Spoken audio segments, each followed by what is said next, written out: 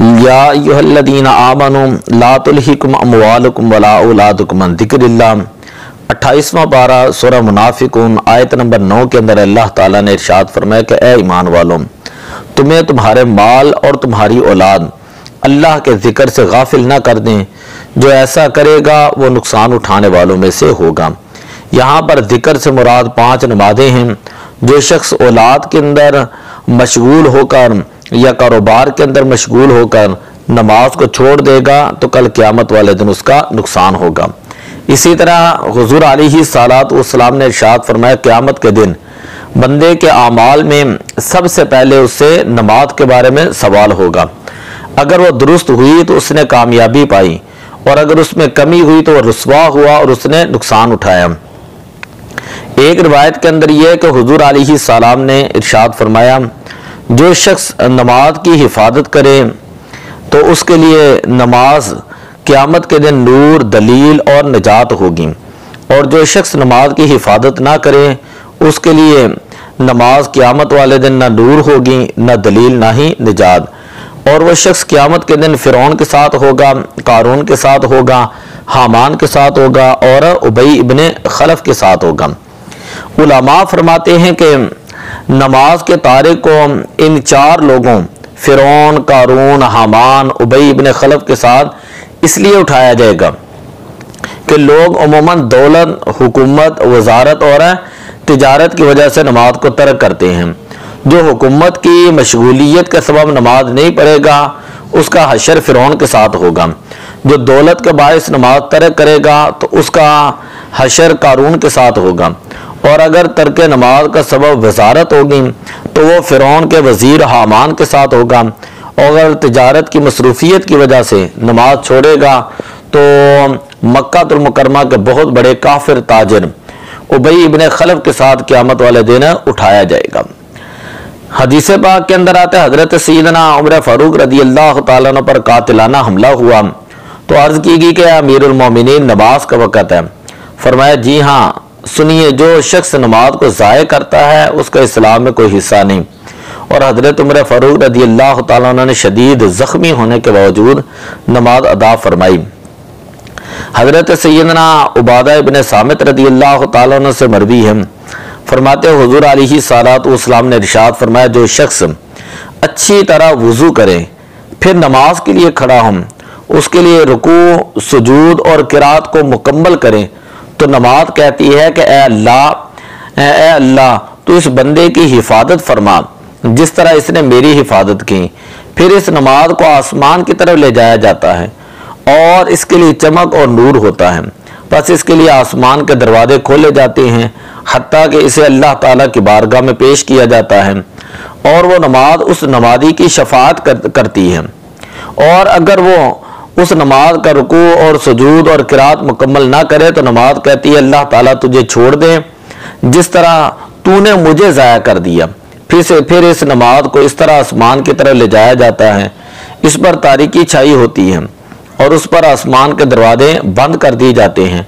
फिर उसको फटे पुराने कपड़े की तरह लपेट कर उस नमाजी के मुंह पर मारा जाता है। कंदुल उम्माल के अंदर ये रिवायत मौजूद है। हजरत सैयदना अबू कतादा रदी अल्लाह तआला अन्हु से रिवायत है, हुज़ूर अलैहिस्सलातु वस्सलाम ने फरमाया, लोगों में बदतरीन चोर वो है जो अपनी नमाज में चोरी करे। अर्ज की गई, या रसूल अल्लाह सल्लल्लाहु अलैहि वसल्लम, नमाज का चोर कौन है? फरमाया, वो जो नमाज के रुकू और सुजूद पूरे अदा ना करे, यानी ना नमाज के रुकू का ख्याल रखे, ना नमाज के सजदे का ख्याल रखे। मुस्नद इमाम अहमद बिन हम्बल के अंदर ये रिवायत है। हजरत सैयदना इमाम बुखारी रहमतुल्लाह ताला अलैह फरमाते कि हजरत सैयदना हुज़ैफा बिन यमान रदी अल्लाह ताला ने एक शख्स को देखा जो नमाज पढ़ते रुकू और सुजूद पूरे अदा नहीं करता था। उससे फरमाया, तुमने जो नमाज पढ़ी अगर इसी नमाज की हालत में इंतकाल कर जाओ तो हजरत सैयदना मोहम्मद मुस्तफ़ा सल्लल्लाहु अलैहि वसल्लम के तरीके पर तुम्हारी मौत वाक़ई नहीं होगी। निसाई की रिवायत यह है कि आप रज़ी अल्लाह तआला ने फरमाया, तुम कब से इस तरह नमाज पढ़ रहे हो? उसने कहा, 40 साल से। फरमाया, तुमने 40 साल से बिल्कुल नमाज ही नहीं पढ़ी, और अगर इसी हालत में तुम्हें मौत आ गई तो दीन मोहम्मदी सल्लल्लाहु अलैहि वसल्लम पर तुम नहीं मरोगे। सुनन नसाई या दूसरी जिल्द के अंदर ये रिवायत मौजूद है।